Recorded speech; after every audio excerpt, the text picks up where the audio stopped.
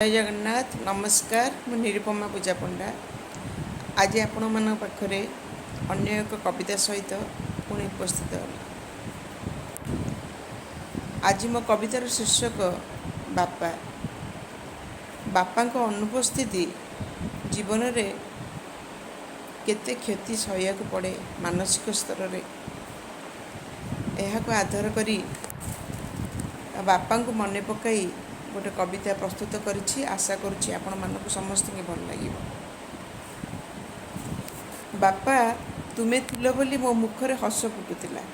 बापा तुमे थिलो बोली मो मुखरे हस फुटुतिला। तुमे थिलो बोली मो मनरे अनेक स्वप्न थिला। तुमे थिलो बोली परिवार रे आनंदर आलोक थिला। तुमे केबे मनरे दुख देई नथिलो।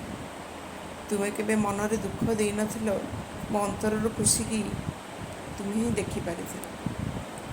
समय नथिला बोधे तुम पाखे आउ समय नथिला बोधे तुम पाखे आउ मो सह किछि दिन रहिया पई सेथिपई बोधे छाड़ी चलीगल मते निस्तब्ध कराई सबुदिन चुप रहिबा पई।